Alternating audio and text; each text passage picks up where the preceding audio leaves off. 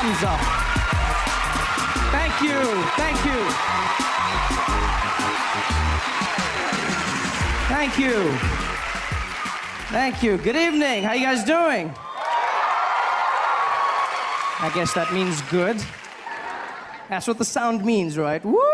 There's no sound for sad. Does anyone make that sound? How are you feeling? Oh, no, it's really just that. Thank you very much for having me. Thanks for coming out. You guys are looking great and relaxed. It's nice weather, isn't it?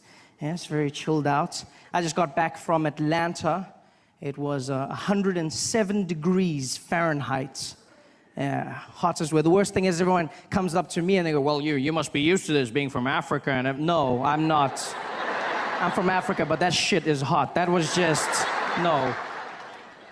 I was scared to go jogging because I thought if I ran out in the street and fainted, wouldn't the local news love that? I'd be running and I'd fall down in the heat. They would have their vans reporting live. They'd be standing there going, so hot in Atlanta, even Africans are fainting. I've been in America for a few months now, and I'm really just thrown by the place. It's not what I expected at all. Different from the brochures and the pamphlets.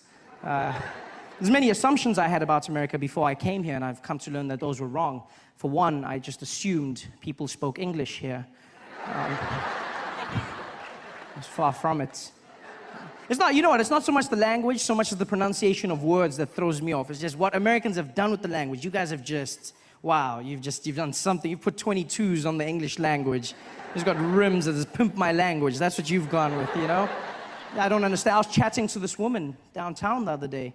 She came up to me and she wanted me to see something. I don't know what though. She was like, oh my God, look over there. I said, look over what? She's like, over there. Look at that her. And I said, her? She's like, no, her. There's two of them? I understand nothing, even the small words, just the pronunciation, you know, small things that get you by. For instance, I pronounce the opposites of uncle as aunt. I say my aunt. Out here, you say my aunt, which to me is an insect, which made me look like an ass when my friend told me his aunt died. And I was like, so what? There's tons of those out there. What a great way to end a friendship. I couldn't get help the other day when searching for a battery for my remote control, because that's what I say, battery, a small form of power. Yes, in America, you say battery, which to me is a different form of power. Sponsored by Chris Brown.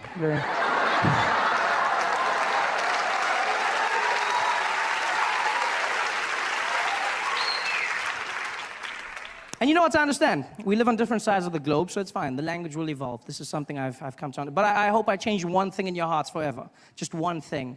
And that is that animal in the wild that looks like a horse. It has black and white stripes. Yeah, do me a favor. From now on, please, it's not zebra, okay? It's zebra. Yeah?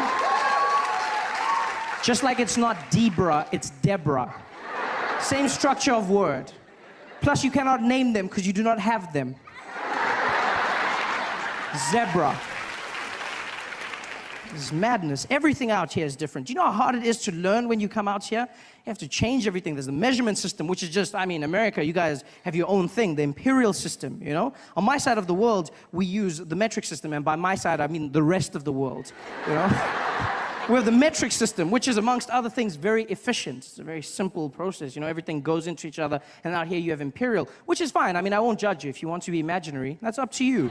But I just feel like there's some consistency that's needed. Small things. Like, for instance, when we abbreviate our small measurement, milligrams, we use mg, milligrams. Mg, milligrams. And you guys have ounces, which you then abbreviate OZ. There's no Z in the word, ounces. I don't know.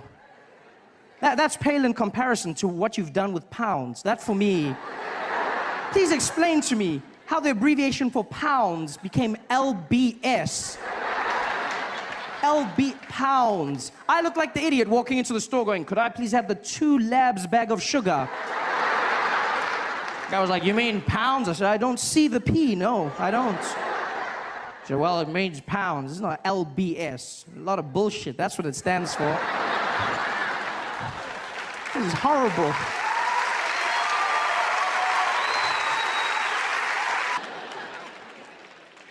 I love it. I have no problem with these things. I will learn them.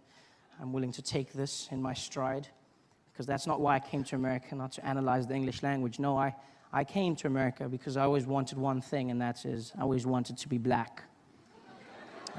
You laugh, but it's true. That's all I ever wanted. I grew up in South Africa during a time known as apartheid. And for those who don't know, apartheid was a law in South Africa that made it illegal for black and white people to interact with each other, you know? If you did that, then you would get into trouble. So for instance, there's a black young lady here sitting with the white guy. If you did this in South Africa, then they'd arrest you guys. You couldn't, during apartheid, you couldn't, well, they'd arrest the black girl. They just ask you not to do it again.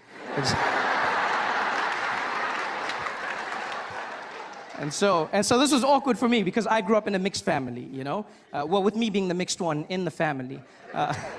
My mother's a black woman, South African, and my father's Swiss, from Switzerland. So he was a white man, and basically, well, he still is a white man. It's not like he changed. Sorry, I said was, like through hard work and determination, he became black, which is not, that guy's looking at me like, is that possible? It's not, no, sir. You're fine, you're 100% fine. Your position of privilege is just the way it was.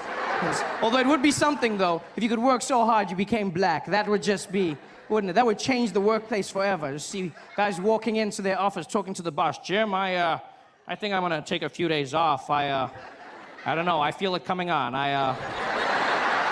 Yeah, I've been putting in some overtime, and I don't know, man. I just, yeah, look, I mean, the wife's loving it, but I can't take a chance. I just filled out a new loan application, and my credit's looking real good, so I'm gonna take a few days off, yeah. No, you're fine, sir. He's still, my father is alive and still very, very white. From Switzerland, my mother, Xhosa woman from South Africa, yeah. And they got together during this time, which was against the law, but they didn't care, you know? They were mavericks. They were just, you know, they fought the man. My mom was like, woo, I don't care, I want a white man, woo! You know? And my dad was also like, well, you know how the Swiss love chocolate, so he was just... He was in there. And so they got together, and they had me, which was illegal. So I was born a crime, which is something they never thought through, because as a family, we couldn't live normally together, you know? Like in the streets, my father had to walk on the other side of the road. And he could just wave at me from far, like a creepy pedophile. Just... And then my mom could walk with me, but if the police showed up, then she'd have to let go of my hand, drop me, and act like I wasn't hers. Every time, just so we wouldn't get caught. Be like, woo! She'd be like, I don't know. It was horrible. I felt like a bag of weed.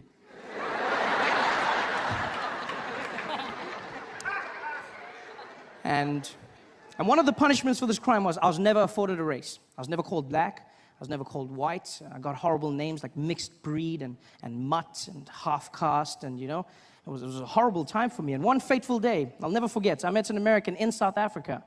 And he said to me, well, you know, Trevor, it's funny you say that because if you come out to America, they'll label you as black. I said, really? And he was like, hell yeah. Oh yeah, everybody's black out there. And I was like, wow, well, I want to be black. And I found out it's true. Mixed race people are categorized as black in America. Yeah. The only catch is, and nobody tells you this, you have to be liked and successful first. Before then, they say you mixed. You achieve success, and you get upgraded to black. All the famous mixed people do it. Singers, like Alicia Keys and Mariah Carey, yeah? Mixed, but then they say black singers. Sportsmen, like Tiger Woods, mixed, but then they say black golfer. The most famous mixed person on the planet by far, Barack Obama, mixed, half and half, straight down the middle. But then they say America's first black president. Which is interesting, because when he was running, they called him the mixed candidate. I see how it works. Everyone makes it obvious now. They're like, yeah, Barack, of course he won, of course. It wasn't that obvious when he started, it wasn't. I remember comedians coming out, they used to diss him. Guys would come out on stage, they'd be like, man, how many of y'all seen that crazy ass mixed fool running for president? Y'all seen that mixed fool running for president? What you gonna see? Ain't no mixed fool gonna be president of the United States of America. Ain't no man, which white people gonna be voting for a mixed fool? Even a black man can't win shit. Even a black man can't. How some mixed fool think he gonna do it out? Man, that mixed fool, that crazy ass mixed fool. How some mixed fool, that mixed fool? And then he won, and all of a sudden they were like, my nigga.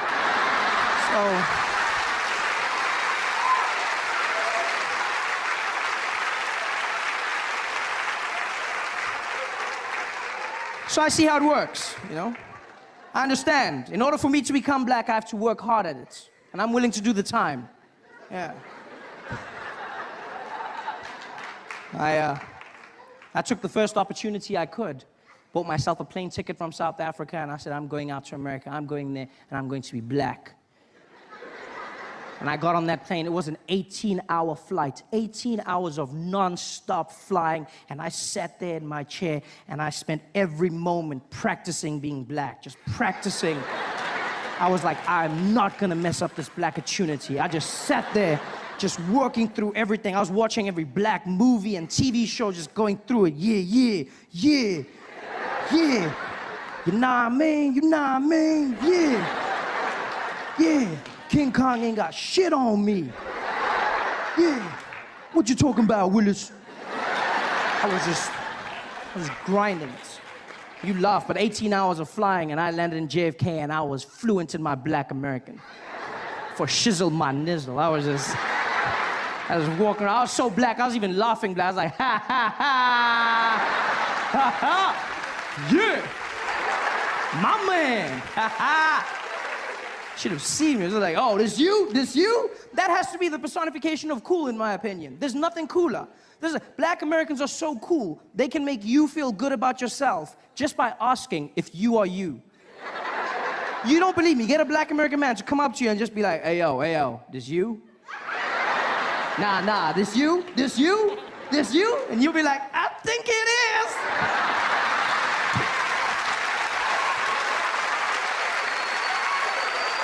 It's magic. I was that black. Not just any black, but the coolest black in the world, and that's American black. I can say this with confidence, being from Africa. I know black. I'm well versed in the arts of black. I'm from the black factory. I mean it. I've seen every kind of black, from light black all the way to like navy blue black. I know black. And there's no cooler black than American black. Nothing cooler, you know?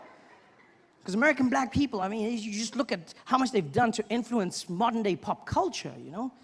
Small things and the big alike. You look at the music. You got, you know, jazz, hip hop, R&B, all black Americans, style of clothing, you know, just this general swag that they've brought to everything. Even small things like walking. I mean, walking is such a mundane activity, isn't it? It's just very, there's nothing cool about this thing. You just move from one place to the next, and pretty much everybody can do it. This is it. There's nothing. And then black Americans came along, and then they just added in that bounce, and then all of a sudden you look really cool. You just, you know, you look like you have a purpose. You've just got that, yeah, look at this, it's super cool. And it must be hard for an assassin to kill you, just like. That's why if you look in American history, no black man was ever assassinated whilst walking, ever. So it was when they stopped and said something, bang. That's when they were, because they got to walk. That's why if you look, Obama, every time he comes out of the jets or makes a speech, he's always just got that little bounce just before. Because in his head, he's like, you never know. Got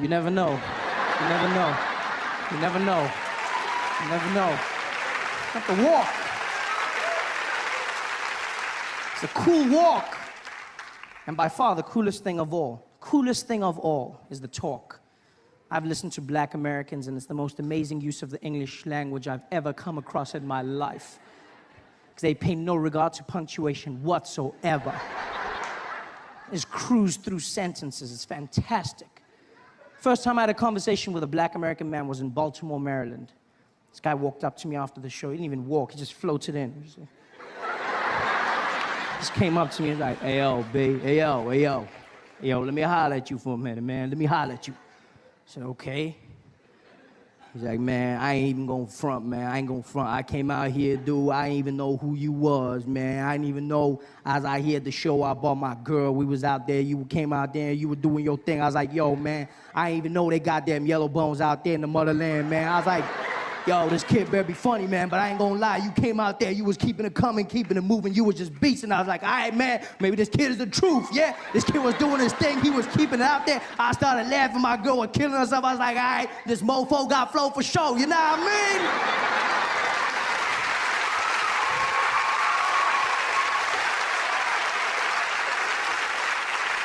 And I was like, no, I don't. But I love it. It's the most amazing use of English I've ever come across in my life. Just that one word alone, just the strength of that. Nah mean. Do you know what I mean? You nah mean? It sums it all up, doesn't it? It's just, neither question nor statement. It's just, like, why have we been wasting our time with syllables for so long? I don't understand. It was a crazy day today, you know what I mean? Yo, that shit was crazy, you know what I mean? It just flows, it's magical. It says it all. I feel like I've wasted years of my life without nah mean. I wish I could go back in time and relive my favorite moments, watch my favorite movies again, seeing them bring to life. This is Sparta! Nah mean! Power. Let's give it something, I want to take that word home with me, home to Africa. I hope and I pray that someday I have a daughter, just so I may name her Namin, No, because it sounds exotic and foreign. It has that thing to it. You'd be like, Trevor, who's that? Oh, this? Oh, it's my baby girl, Namin. It just has it, It's wonderful.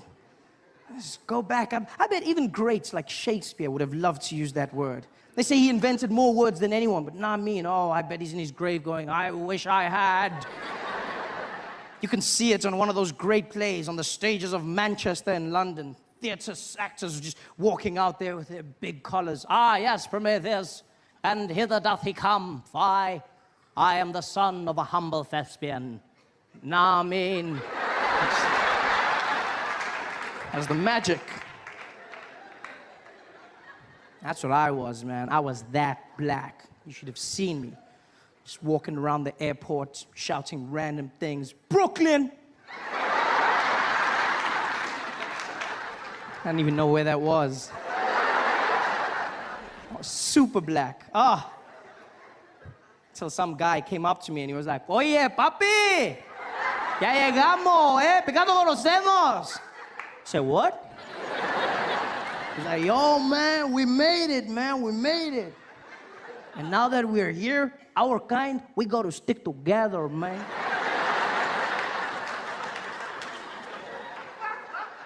Our kind. 18 hours of flying and I still wasn't black. I was Puerto Rican.